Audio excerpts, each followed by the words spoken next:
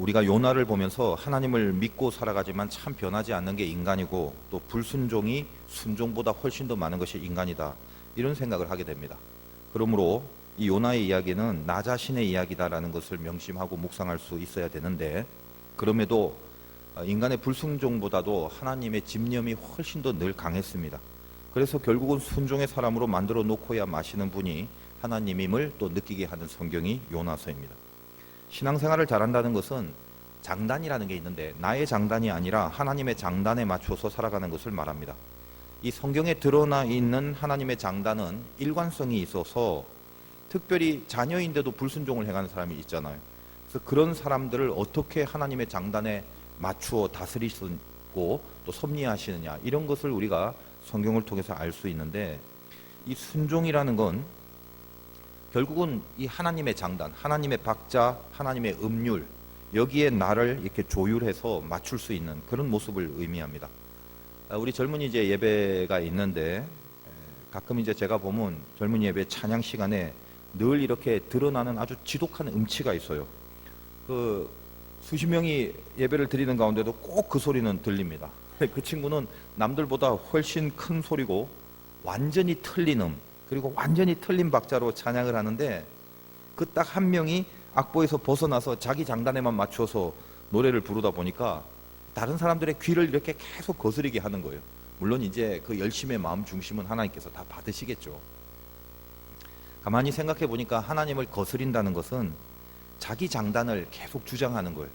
하나님의 장단이 흘러가고 있는데 거기서 내 장단을 계속 주장해서 하나님 장단을 맞추지 않고 살아가는 것을 말한다는 것입니다.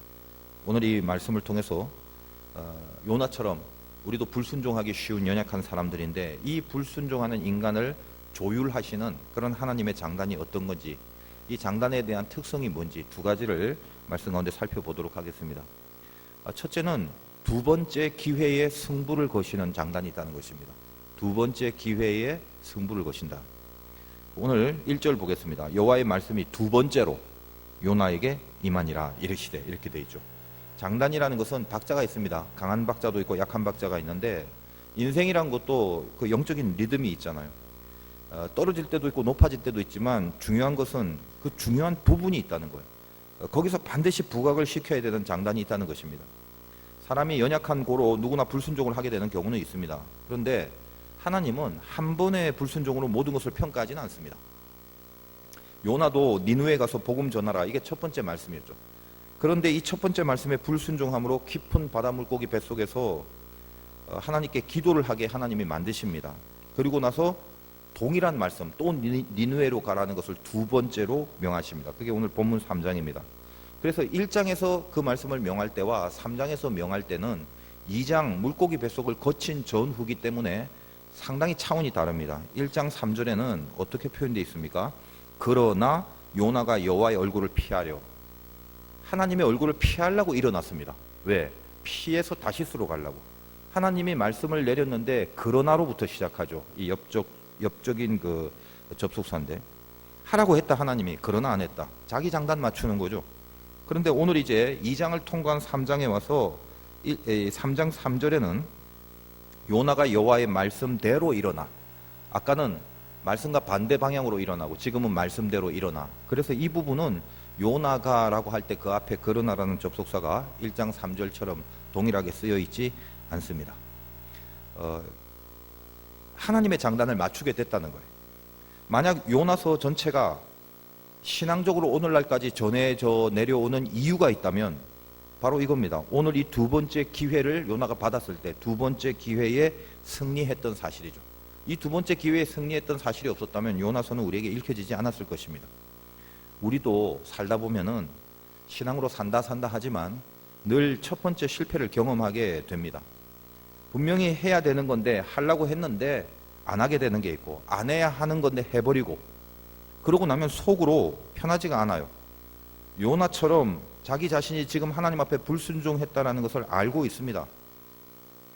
그리고 그 저지른 죄에 대해서 끊임없이 자기 합리화와 자기 정당성을 계속 부여해 가면서 하나님의 장단이 아니라 자기 장단에 맞추어 살려는 어떤 명분을 주장하게 돼 있다는 거예요.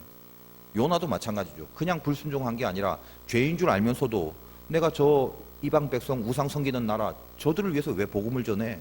나는 이스라엘 민족을 위하는 애국자인데. 자기 장단이 있는 거예요. 하나님은 복음을 전하라는 하나님의 장단이 있는데 자기 장단에 맞춰서 그렇게 살아가려고 하니까 거기에 명분이 자꾸 실려지는 거죠. 비록 하나님이 니느웨로 가라고 했지만 가만 보니까 니느웨는 틀린 나라야. 여기서 복음을 왜 전해? 나는 안 할 겁니다. 사실 인간이 그래요.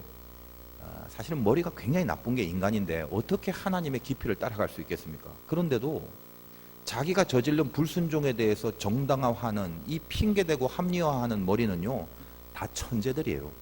어떻게 기가 막히게 그런 것들을 잘 끄집어내서 계속적으로 자기 장단을 맞춰서 하나님 장단 무시하고 자기 장단을 지켜나가는지 모르겠어요. 그게 죄성이거든요. 솔직히 우리가 스스로 요나처럼 지금 자기 안에 뭐가 하나님 앞에 걸려있는 문제인지 지금 느끼고 있거든요. 실은 그걸 영적인 감각으로 지금 감지하고 있단 말이에요. 요나가 불순종해서 다시스로 도망하지만 그가 그럼에도 하나님의 자녀는 틀림없고 선지자 정도의 레벨에 있는 아주 분명한 하나님의 사람이다라는 이유가 뭐냐 하면 바다에 폭풍이 일어났습니다. 그걸 자기 때문이라고 감각하고 있잖아요. 앞에서 다루었지 않습니까? 여기서 중요한 사실이 뭐냐?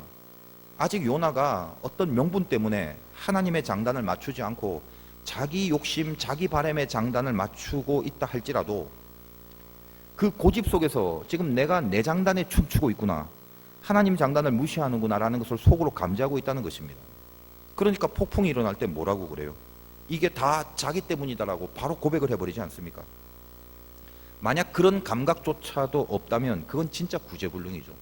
우리가 인생 살아가면서 내 장단을 지키려고 자꾸 하나님 장단을 무시할 때 속으로 불편해야 돼요. 그리고 그것에 대해서 어떤 합리화와 핑계가 있든지 간에 저 더 깊은 곳에서는 그것이 불안하고 그것이 속이 안 좋고 그것이 기쁨이 안 되는 거거든요. 그래서 이래서는 안 되고 다 이게 나 때문이라는 그런 감각이 내 안에 있어야 됩니다. 근데 그게 없다면 그건 이제 구제불능이에요. 만약 폭풍이 불더라도 요나가 그 배 안에서 이 원인이 자기 때문이라는 걸 모르고 그냥 그렇게 있었다면 요나서는 오늘날 쓰여지지 않았을 것입니다. 왜냐하면 만약에 그런 요나라면 그건 세상 사람이지 하나님의 자녀가 아니기 때문이죠. 하나님은 당신 자녀라면 반드시 항상 이 두 번째라는 강한 박자의 장단을 두드리실 때가 있다는 거예요. 여기서 이 두 번째라는 건 1, 2, 3, 4 할 때 그 숫자적 의미보다는 내용적 의미를 말하는데 이런 거 있잖아요. 은혜 떨어지고 기도 잘 안 하고 신앙생활 엉망으로 살다가 뭔가 하나님 앞에 이래서는 안 되겠다라는 은혜의 감각이 딱 생겼을 때, 그럴 때가 있단 말이에요. 그러면 다시 기도 속에 들어가서 요나처럼 주의 목전에서 쫓겨났을지라도 내가 다시 주의 성전을 바라보겠다라는 그 은혜의 결단이 어떤 식으로든 간에 생겼을 때가 있단 말이에요. 바로 그 시점이에요. 잘못 살아왔고 자꾸만 불순종을 연장선 속에 있다가 이래서는 안 되겠다라고 처음에 실패한 그 모습대로 그렇게 있다가 이래서는 안 되겠다라는 어떤 강력한 은혜의 임팩트가 있는 시점이 있어요. 그게 두 번째 장단이라는 것입니다. 하나님은 모든 자녀들에게 이 두 번째를 주십니다. 그리고 거기에 승부를 거십니다. 첫 번째 실패했다고 하나님이 다 포기하고 끝났다라고 평가하지 않는단 말이에요. 하나님의 장단의 특징이 뭐다? 반드시 두 번째에 기회를 주시는 장단이 있다는 거예요. 베드로 같은 사람 대표적으로 두 번째 장단에 일어난 사람이죠. 다른 사람 다 주님 버려도 자기는 죽어도 안 버리겠다고 얼마나 믿음이 좋은 모습이었습니까? 요나도 평범한 신자가 아니잖아요. 선지자 레벨입니다. 베드로도 그냥 제자가 아니라 수제자예요. 대단한 사람들이죠. 그런데 베드로가 주님을 배신하고 돌아섭니다. 닭 울음소리에서 내 안에 죄성을 감각을 하고 그 닭 울음소리를 통해서 눈물을 흘립니다. 요나는 물고기 뱃속에서, 그리고 베드로는 닭 울음소리에서. 그래서 요나는 해군이고 베드로는 육군인가 봐요. 그리고 그 첫 번째 실패 후에 베드로는 그냥 갈릴리로 가서 옛날에 그냥 살았던 어부의 삶을 그냥 그렇게 살아가고 있습니다. 주님은 우리가 알다시피 베드로의 배신을 알고 있었죠. 마찬가지로 요나도 성경에는 표현되어 있지 않지만 제 생각인데 아마 하나님은 요나의 불순종을 베드로처럼 예지하고 계셨을 것입니다. 그래서 베드로나 요나나 첫 번의 실패 그걸로 하나님이 끝내버리고 아웃시키지 않아요. 고기 잡는 베드로에게 갑니다. 네가 날 사랑하느냐? 내 양을 치라. 다시 그에게 미션을 줍니다. 요나에게 다시 가서 오늘 두 번째 미션을 줍니다. 일어나 다시 니느웨로 가라. 베드로나 요나도 두 번째 기회에 붙잡고 일어나고 그들에게도 두 번째 기회를 주십니다. 우리 인생도 마찬가지예요. 항상 두 번째 기회라는 게 우리들에게 하나님께서 허락하신 자녀된 자에게 내리신 은혜의 시간이 있다는 것입니다. 저나 여러분도 경험하는 게 있지 않습니까? 불순종으로 상태 안 좋을 때는 말씀을 들으면 뭔지 내 안에 영적인 감각이 일어나게 되면 그 다음에 그 동일한 문제에 대해서 다시 순종을 요구하시는 두 번째 장단이 계속 들어옵니다. 그 박자 놓치지 말라는 거예요. 하나님은 첫 번째를 약박, 약한 박자라고 그러고 두 번째가 강박, 강한 박자입니다. 그 두 번째에 우리 신앙의 승부를 거십니다. 그때 일어나야 돼요. 만약 이 장단을 놓쳐버리면 그때부터 음치되는 겁니다. 여러분 가수들 보면 프로들이잖아요. 그래서 한 마디 안에 노래를 부를 때 대부분 이제 굉장히 오래 무르익은 익숙한 가수들, 트로트 가수 같은 이런 사람들이 이런 스타일로 많이 불러요. 한 마디 안에 동일한 그 박자가 있어도 그냥 자기 마음대로 앞에 박자를 그냥 대강 이렇게 빨리 하거나 기분 내키는 대로 감정을 실어갖고 부르다가 가장 중요한 부분의 강박자, 거기에 임팩트를 확 실어서 그 부분을 충분히 살려줌으로써 앞에 지멋대로 했던 모든 박자를 다 커버해서 살려내는 그런 장단의 묘미가 있죠. 트로트들이 다 그런데 제가 이거 지금 계속 말로만 하는데 실제로는 지금 한번 예를 들어주고 싶은데 이 트로트라서 제가 부를 수 없고 여러분이 다 알고 있을 거다라고 생각을 합니다.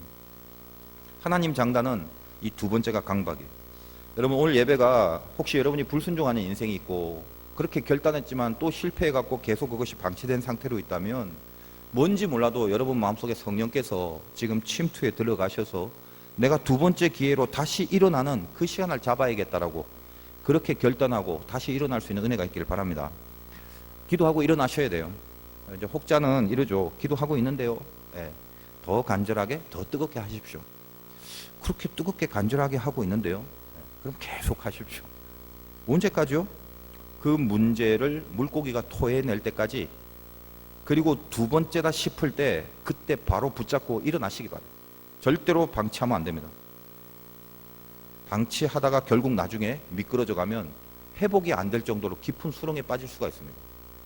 두 번째 기회에 승부가 걸려야 된다는 거예요. 여러분 뭐 요즘은 워낙 잘 드시니까 옛날에는 좀 배가 나오는 게 소원이었는데 갈수록 살이 이제 많이 찌니까 이제 살 빼려고 다들 난리죠.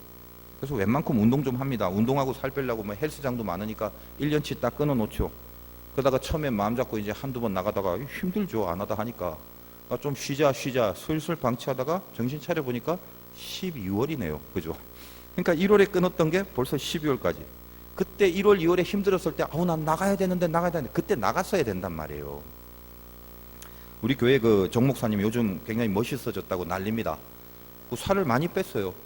그러니까 제가 요 시즌을 가만 보니까 우리 목사님이 옛날에 뭐 잘 드셨는데 가만 보니까 좀 먹을 거 있으면 몸에 나쁜 건 잘 안 먹고 채소 같은 거 좋은 거 있으면 그거를 이제 소량으로 먹으면서 이 조절을 해내더라고요. 그게. 그래서 참 목회자답다 결단하니까 계획 세우니까 저렇게 하구나. 몸이 이제 날렵해지니까 스스로 기분 좋잖아요. 그 다음에 이제 슬슬 옷을 사기 시작해요. 슬림핏으로. 그래서 산 옷마다 이게 전부 뭐 방수다 뭐 이러면서 이렇게 얘기하면서 옷들을 장만을 하고 있더라고요. 이번에 이제 목회 계획 세미나 갈 때도 봤더니 이렇게 파란색, 파스텔, 하늘색 뭐 이런 걸로 아주 멋있는 패딩 잠바를 새로 이제 또 사서 입고 왔는데 너무 잘 어울리더라고요. 그래서 내가 이것도 방수냐 그랬더니 이 방수에 고텍스 오리털이라고 안에 보니까 주황색 셔츠를 쫙 입고 주황색 바깥에는 또 하늘색 파스텔 코디를 해서 왔는데 살을 딱 빼니까 너무 잘 어울리고 너무 멋있더라고요.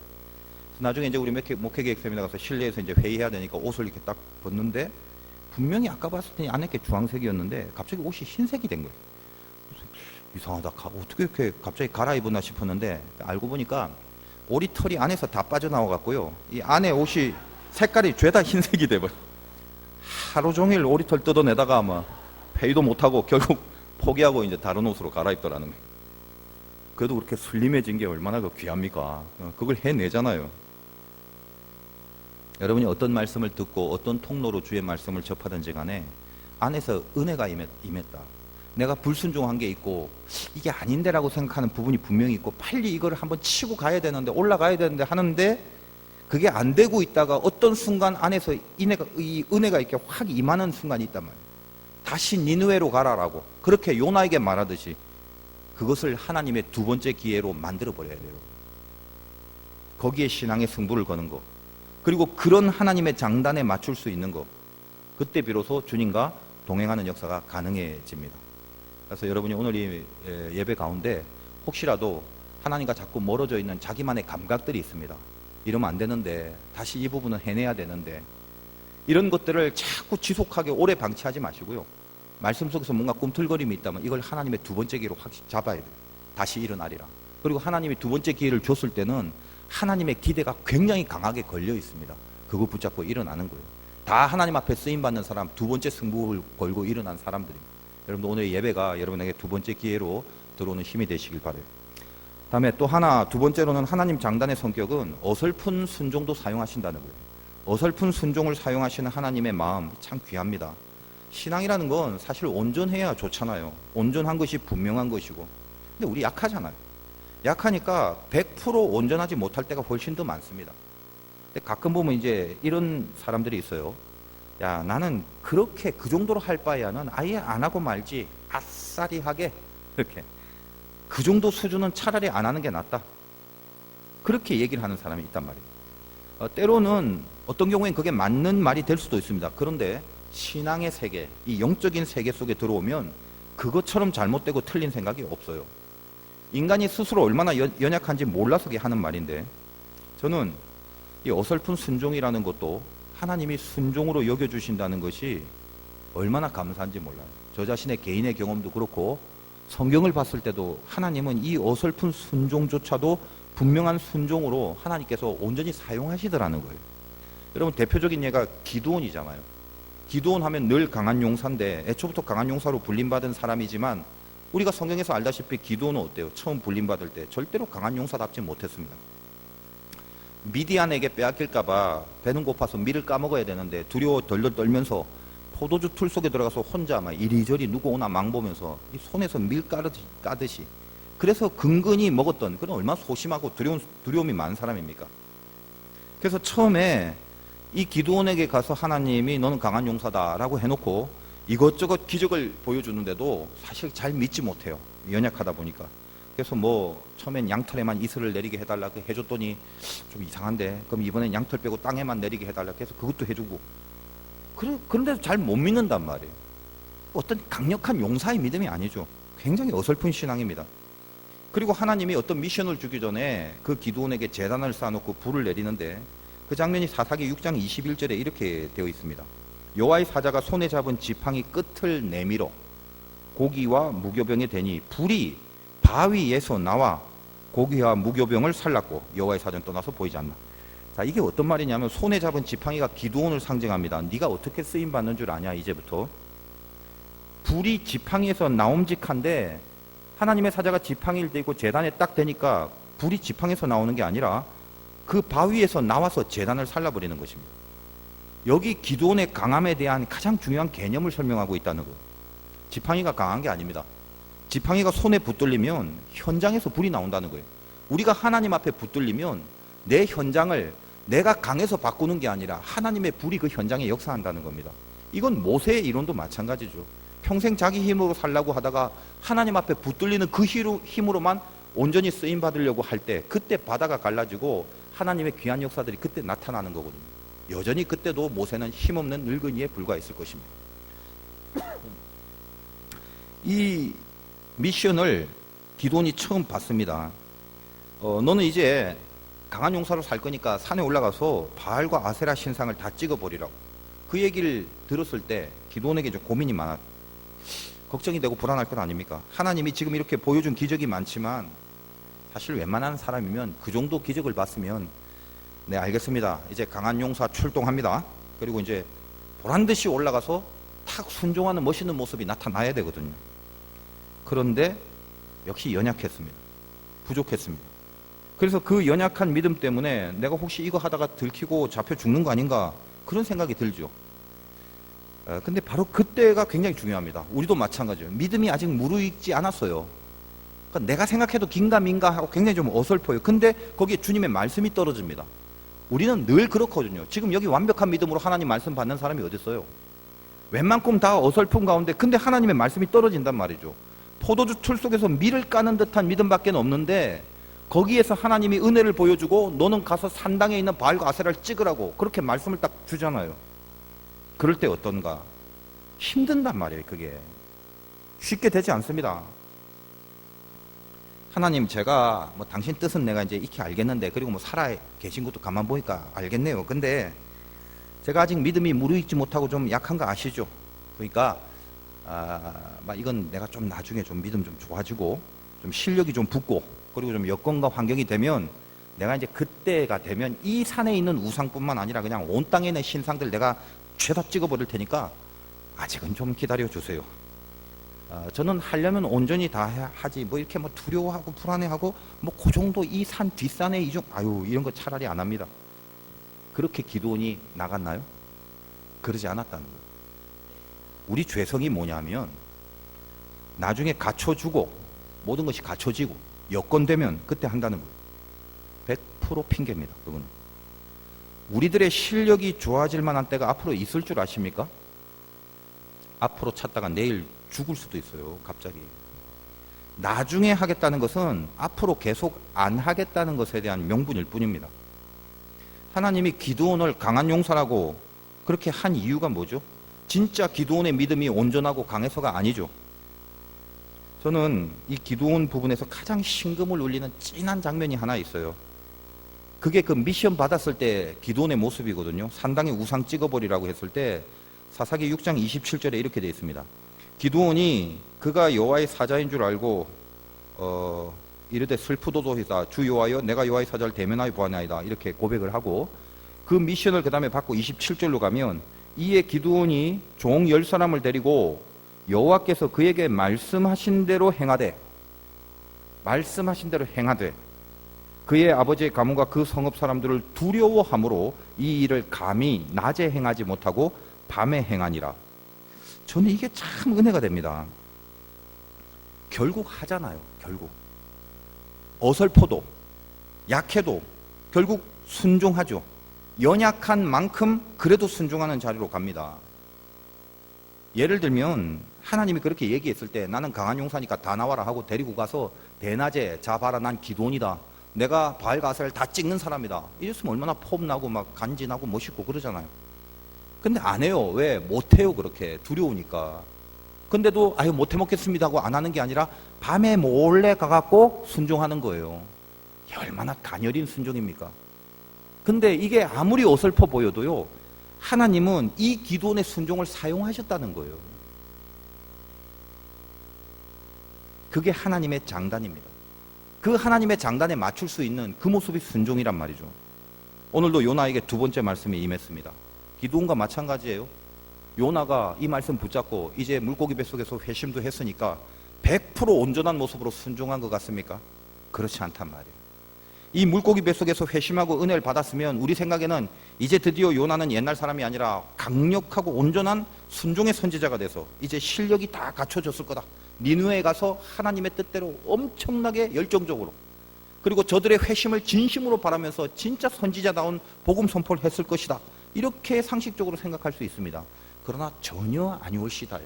오늘 요나서는 한번 보세요. 3절 요나가 여호와의 말씀대로 일어나니 그래서 어떻게? 니느웨로 가니라. 니느웨는 사흘 동안 걸을 만큼 하나님 앞에 큰 성읍이더라. 이 니느웨가 아수르의 수도인데 얼마나 큰지 성읍이 3일 동안 걸어 다녀야 된다는 거예요. 근데 어떻게 했습니까? 4절에 요나가 그 성읍에 들어가서 하루 동안 다니며 외쳐 이르되 하루 돌았어요. 하루 3분의 1만 했다는 거예요. 그리고 뭘 전했습니까? 외쳐 이르되 40일이 지나면 니느웨가 무너지리라 하였더니 40일이 지나면 니느웨가 무너지리라. 요 5마디. 달랑 그 큰 성읍에 가서 하루 동안 5마디 전했습니다.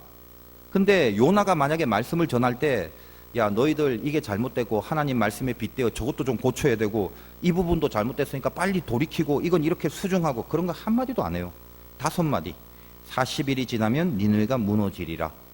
그게 핵심이 뭐예요? 니들 다 죽었어 이거요. 그러니까 이게 돌이키란 소리인지 아니면 니들은 죽었다고 그냥 얼음장 놓고 다니는 그런 모습인지 분간이 안 될 정도입니다. 선지자로서 얼마나 어설퍼요. 다시 말하여 요나는 회심을 했습니다. 분명히 회심을 했는데도 불구하고, 그리고 두 번째 기회를 분명히 붙잡았어요.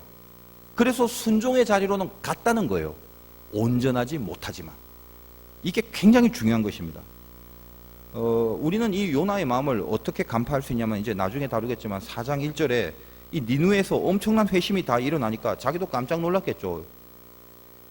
근데 어떻다? 왜 요나가 온전하지 못했냐? 4장 1절에 그걸 니느웨의 회심을 요나가 매우 싫어하고 성내더라 이겁니다.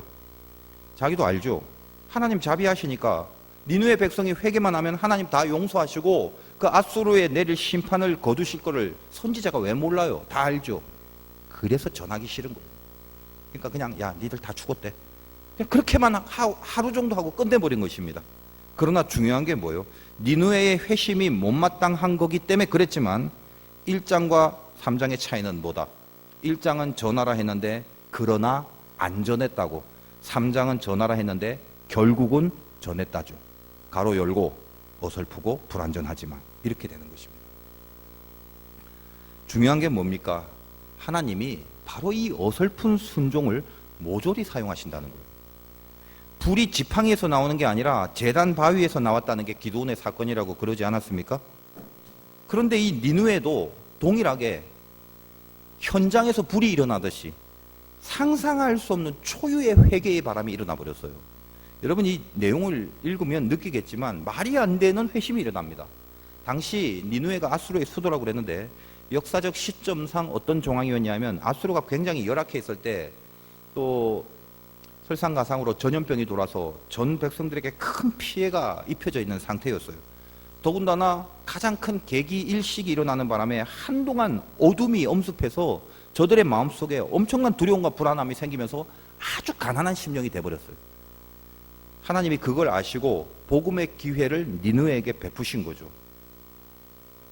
그러니까 본문 5절에 이렇게 회개 운동이 일어납니다. 이게 놀라는 거예요. 니느웨 사람들이 하나님을 믿고 금식을 선포하고 높고 낮은 자를 막론하고 굵은 베옷을 입었다. 니들 다 죽었어 한마디 했는데 알아서 지금 굵은 베옷을 입고 금식을 하기 시작합니다. 더군다나 6절에 그 일이 왕한테 들려요. 니느웨 왕. 그러니까 왕이 이게 무슨 일이야? 뭐 이런 일이 있어 하고 뭐 조사를 해야 맞는데 갑자기 보좌에서 일어나 왕복을 벗고 굵은 베옷을 입고 제위에 앉아버려요. 그리고 그 대신들에게 조소를 내리게 해서 야 니느웨 선포해. 사람뿐만 아니라 동물도 전부 금식시켜. 사람이든 짐승이든 전부 다 굵은 베옷을 입고 힘써 하나님께 부르짖으라고. 완전한 회개. 그래서 8절 뒤에 보면 각기 악한 길과 손으로 행한 강포에서 떠날지니라. 요나가 가르쳐준 적이 없어요. 너 이거 잘못되고 요거 고쳐라가 아니라 그냥 니들 다 죽었어 한마디 했는데 알아서 지들끼리 악한 것을 돌리고 강포를 고치고 이런 일이 지금 벌어진다는 것입니다. 뭐예요 이게? 요나가 한 게 아니라 하나님이 한 거다. 그거죠. 그 요나의 어설픈 불순종을 하나님이 온전히 사용하셨다는 거예요. 어떤 사람들은 그냥 생각하기를 그거 뭐 어차피 그럼 하나님이 하실 걸 뭐 이렇게 복잡하게 뭐 불순종하고 못마땅하게 여기는 요나를 뭐 물고기 백숙까지 집어쳐넣어갖고 뭐 하려고 이렇게 힘들게 끝내고 요나를 사용하냐. 그냥 하나님 직접 다 하시면 되지. 어차피 하나님이 하시는 건데.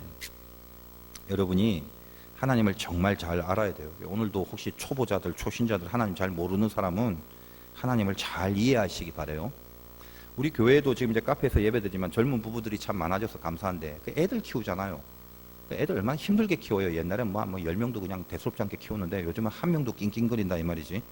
근데 애들을 보면서 하나에 이렇게 집중하다 보니까 온갖 정성을 다 쏟는데 예를 들면 아무것도 아닌 거 흔히 볼 수 있는 게 그래. 무슨 뭐 과자 봉지 하나 뜯는 거 그거 부모가 한번 찍 뜯어버리면 돼요. 근데도 얘가 뭐 달라고 하면 같이 했고 너 뭐 뜯어봐 이걸 이렇게 뭐 여러 뭐 별별 그러니까 굉장히 그 어설픈데 부모가 안 하고 직접 하도록 이렇게 바라보잖아요. 아무것도 아니고 조금 해내면 막 기뻐하고 박수 쳐주고 옆에서 보면 참 못 보겠어요. 그런 거를 우리 애가 최고다 이러면서 잘했다고 그러고요. 그게 부모 마음이에요. 부모 마음. 하나님이 왜 아버지이신 줄 아세요? 여러분 하나님을 이 인격의 하나님을 잘 이해해야 돼요. 자식과 부모는 그렇게 하나 되는 겁니다. 그리고 그 함께 하는 것 자체가 목적이에요. 과자 봉지 찢는 게 목적이 아니라 부모가 시켰을 때 그것을 어설프게라도 해내는 모습으로 하나 되는 게 목적이단 말이에요. 이 하나님을 이해를 하셔야 돼요. 하나님에게는 일을 이루는 게 중요한 게 아닙니다. 전능하신 하나님이 뭘 모자라서 우리 도움을 받으려고 그래요. 그 일에 우리가 동참하는 거, 이게 중요한 거단 말이죠. 그게 아버지 마음이에요. 아버지 마음. 어제 밤에는 제가 좀 몸이 조금 이렇게 자꾸 까란 거 안 좋아서 이렇게 교회에서 말씀 준비하는데 토요일은 보통 그래서 좀 집에 가서 조금은 편하게 좀 쉬어야겠다 해서 밤에 이제 저녁에 집에 가서 쉬고 이제 오려고 갔는데 어제 뭐 이렇게 우리 장로님하고 같이 모여서 회의하다가 점심을 아주 잘 먹었어요. 배부르게. 그러니까 저녁을 먹기가 싫더라고. 그래서 그냥 안 먹고 있는데 또 밤이 되니까 좀 출출해지고 또 교회에 가서 이제 말씀 준비하다니까 좀 먹어야겠다 싶은데 이것저것 궁리를 하고 있는데 마침 이제 그 늦은 시간에 우리 딸 하연이가 이제 아르바이트 끝나고 이제 들어오더라고요. 그러더니 뭐 주섬주섬 지가 뭘 먹어요. 뭐 먹냐 이렇게 봤더니 닭발을 먹고 있는데 그래서 뭐 힘도 없고 그래서 야, 하연아 그 짜파게티 하나 끓여와라. 그거 먹고 가려고. 그랬더니 바로 하는 말이 없어 그러더라고요. 아빠가 그렇게 호락호락한 사람은 아니에요.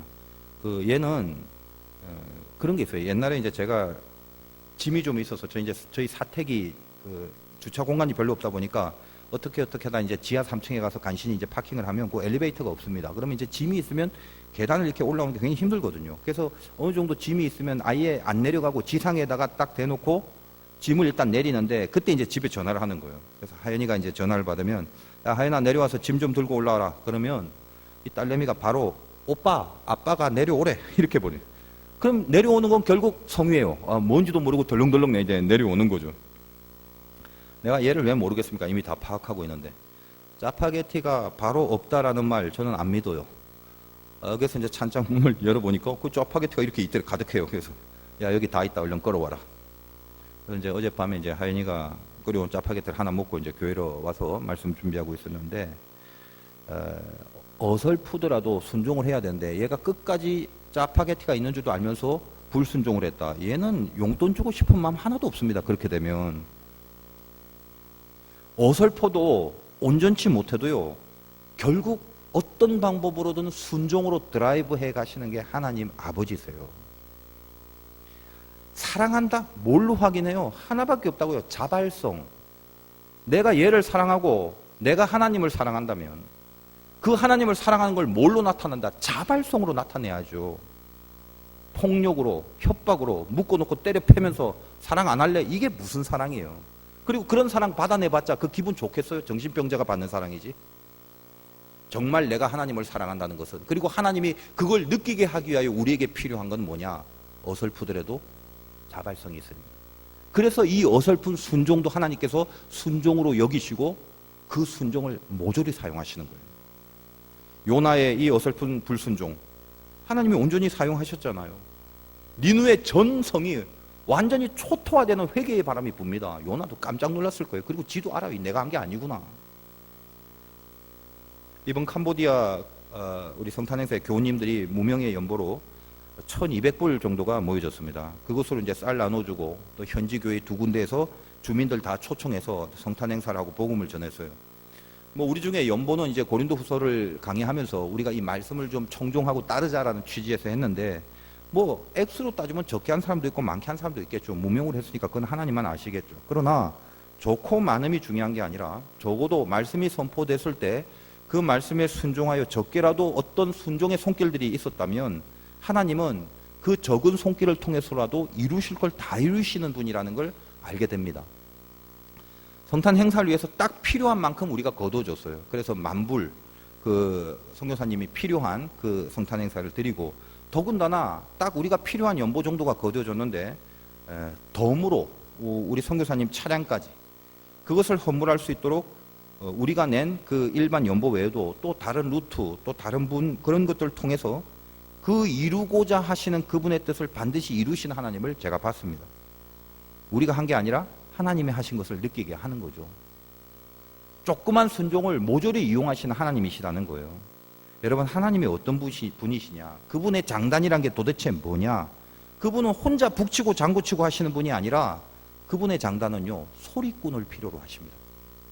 내 장단에 맞춰서 춤을 추고 내 장단에 맞춰서 노래하기를 원해요. 그래서 함께 같이 선을 이루시는 그분이 하나님이십니다. 그래서 그 하나님은 절대로 심판 자체가 목적이 아니세요. 10절 읽어봅니다. 하나님이 그들이 행한 것, 곧 그 악한 길에서 돌이켜 떠난 것을 보시고 하나님이 뜻을 돌이키사 그들에게 내리라고 말씀하신 재앙을 내리지 아니하시리라. 뜻을 돌이키시기 위해서 하나님은 그 심판을 스스로 거두기를 원하시는 분이라는 것입니다. 이 재앙을 내리지 않게 할 목적으로 모든 장단을, 하나님의 장단을 동원하여 우리를 몰아가십니다. 이게 얼마나 큰 은혜입니까? 감사하지 않아요? 내가 재앙으로 멸망당할 그런 수준과 그런 죄 속에 있는데 나를 사랑하시는 아버지 하나님이 그 뜻을 돌이켜서 재앙을 내리지 않기를 목표로 나를 몰고 가시는 그 하나님의 장단을 나에게 베푸신다는 거예요. 여러분, 예를 들면, 아주 쉬운 예를 들면 오늘도 주일 예배 나와야 되잖아요. 근데 이 중에는 준비된 마음으로, 기쁜 마음으로 정말 믿음의 고백을 하면서, 당연히 주일 성수는 믿음의 필수니까 이 예배에 나온 사람들이 거의 대부분이겠지만, 혹시라도 어떤 사람은 좀 힘들고 피곤하고 그리고 아직도 신앙이 잘 무르익지 않아서 별로 재미도 없고 믿음이 없다 보니까, 그리고 뭔가 이 빨간 날에 좀 다른데 좋은 데로 좀 가고 싶은 마음도 있는데, 근데 이래저래 하다가 보니까 눈도 오고 그러니까 좋은 데는 못 가겠고 그냥 교회라도 이번엔 가자 하면서 뭔가 좀 이렇게 어설프게 억지로 나온 사람도 안 있겠나요? 여러분 중엔 거의 이제 안 보입니다만, 혹시 그런 사람이 있다 할지라도 그런 사람 한번 생각해 보세요. 억지로 나올 수도 있잖아요. 우리도 마찬가지. 신앙 좋더라도 어떤 상황이 좀 힘든 게 있고 자기 개인적 사정이 있으면 온전한 마음이 아니라 뭔가 이렇게 간신히 나온, 어설프게 나온 이런 경우가 인생 속에 있을 수 있거든요. 그런데 그것도 순종입니다. 긴가민가 하면서 절에 가거나 성당에 안 가고 무당집에 안 가고 교회에 온 것만 해도 결국 왔잖아요. 이걸 귀하게, 간신히 나온 걸 귀하게 여기라는 말이 아니라 하나님이 귀하게 여기신다는 거예요. 내가 귀하게 여기는 게 아니라. 우리는 잊어버리죠. 근데 하나님은 잊지 않으세요. 그게 뭐라고.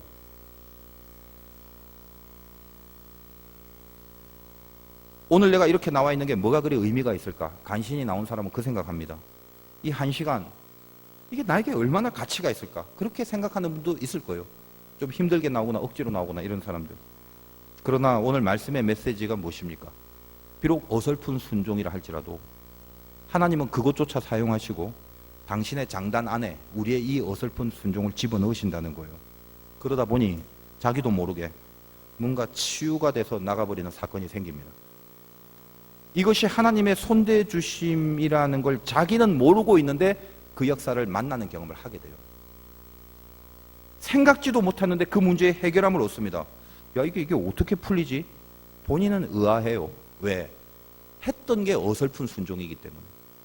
뭐 때문인지도 모르고 그냥 지나갑니다. 그러나 우리 인생 속에 뭐 때문인지도 모르고 그냥 지내가면서 은혜를 한껏 입은 경우가 한두 번이 아니라는 것만 알고 계세요. 하물며 어설픈 순종도 이토록 사용하시는 우리 아버지 하나님이 만약에 우리가 조금 더 중심을 갖고 조금 더 온전하게 순종한다면 그에게 함께 하실 하나님의 그 크고 깊으신 동행, 그건 두말할 나위가 없을 것 아니겠습니까? 또 예를 들면 원수를 사랑하라. 우리에게 말씀이 떨어졌습니다. 순종해야죠. 근데 안에는 그 사람 생각하면 여전히 미움이 있고 분노가 있고 막 못마땅함이 불쑥불쑥 올라오고 있는데, 온전히 다 사랑할 수는 없더라도 나 이거 못해 먹겠어 안 할래가 아니라, 그래 적어도 욕은 하지 말자, 험한 말은 하지 말자. 이제까지는 그냥 열받아갖고 막 기분 나빠갖고 상처 주고 기분 나쁘게 만드는 그랬는데, 이제 내가 비록 온전히 사랑까지는 못 가질지라도 그런 언어, 그런 표정, 그런 행동은 하지 말자. 왜? 온전한 사랑은 안 되지만 사랑하라는 말씀에 좀 어설프고 불완전해도 작은 순종의 한 발자국, 그 한 발자국은 반드시 걸어가야겠다는 생각 때문에 간신이라도 노력하고 분발하는 것입니다. 그랬을 때 하나님은 그 작은 순종조차도 당신의 은혜와 역사의 통로로 삼으신단 말이에요. 10번 해야 온전하지만 실력 없고 연약하다 보니까 10번 다 안 하는 게 아니라 한 번만 하는 거예요. 그리고 이 한 번을 하나님이 이용하시고 사용하신다는 거예요. 그리고 2번 하는 거예요. 그리고 3번 하는 거예요. 하나님은 우리에게 10번 다 하는 온전함보다 그 10번을 향하여 비록 지금 어설프지만 그 10번을 향한 한 발을 내디뎠을 때 그 한 발을 하나님의 장단 속에 맞춰버리십니다. 여러분이 악한 장단, 마귀의 장단, 내 아직과 내 고집의 장단에 놀아나지 않기를 바라요. 내 안에서 내가 욕망하는 그 장단을 맞추고 내 장단에 만족해 하는 그 불신앙과 항상 싸우시길 바라요. 하나님의 장단에 맞추려고 하면 나의 장단을 버려야 되고 내 입의 소리, 내 몸의 행동, 그것을 하나님의 장단에 맞춰 꺾고 다스려야 됩니다. 제가 알고 있는 그 대기업의 높은 자리에 있는 분이 예전에 이제 제가 그분과 나눈 대화가 생각이 나요. 그분은 최고의 대학과 최고의 시험을 다 합격하고 아무튼 젊었을 때부터 늘 높은 자리에 리더로 살았던 분이에요. 근데 나중에 나이가 좀 들어서 예수를 믿게 되었는데 가끔 이제 성경에 대해서 저에게 묻기도 하고 또 팟빵 설교도 애청하고 있습니다. 친분이 있다 보니까 편하게 이제 식사하면서 제가 물어봤어요. 이제 느지막하게 예수 믿으셨고 사회에서는 높은 자리에 늘 계시다가 교회 오면 덜 낮아져라, 섬겨라, 자기 죽여야 된다 그런 말씀을 들을 것인데 그러면 혹시 적응이 되겠습니까? 적응이 지금 되고 있나요? 그리고 교회 안에서 신앙생활 하려면 교회라는 게 온갖 천차만별의 모든 사람들이 다 모인 곳인데 거기서 성도들끼리 교제도 하고 뭐도 하고 그래야 되는데 거기 적응하려면 혹시 마음이 좀 어렵지 않느냐 그렇게 물었더니 의외의 얘기를 했어요. 자기는 오히려 교회가 너무 평안하고 감사하대요. 이제껏 낮아지고 뭐 섬기고 예수님이 막 제자의 발을 닦아주는 그게 진리라는 걸 그걸 나는 비로소 교회에 와서 알게 됐다는 거예요. 자기가 밖에서는 그러고 싶은 마음도 없었겠지만 혹시 그러고 싶어도 그럴 기회가 주어지지 않는데 맨날 인사를 받고만 살았지 인사하고 싶어도 별로 그럴 수 있는 기회가 없었는데 근데 교회 오면 너무 마음이 기쁘다는 거예요. 내 높아진 마음을 꺾어야 한다는 말씀을 들을 수 있는 곳은 세상에서 교회뿐이라고. 그 얘기를 하는데 너무 귀하더라고요. 제가 느낀 게 있어요. 수준 있는 사람들의 진짜 신앙의 실력은요, 자기 장단을 꺾을 줄 아는 사람이고, 수준 낮은 못난 신자들은 자기 장단을 맞추는 것만 만족으로 여기는 사람입니다. 그래서 누가 자기 장단을 방해하거나 자기 장단에 다른 의미나 다른 박자를 집어넣으면 그게 비록 하나님일지라도 얼굴색부터 변하는 게 못난 자들의 자기 증명이에요. 신자가 뭐예요? 자녀가 뭐예요? 아버지 장단에 춤추고 아버지 장단에 노래하는 그런 사람들 아닙니까? 하나님은 우리를 향한 모든 재앙과 심판의 뜻을 돌이키기 위해서 우리에게 이 당신의 장단을 맞추기를 원하십니다. 불순종이 있을 수는 있습니다. 그래서 실패가 있을 수는 있어요. 불순종이 있어서 실패를 했더라도 하나님은 이 장단의 특성상 2번째 주어진 은혜를 주십니다. 이 2번째 기회에 놓치지 않고 붙잡기를 바라고, 비록 우리가 불완전하고 어설프고 그렇잖아요.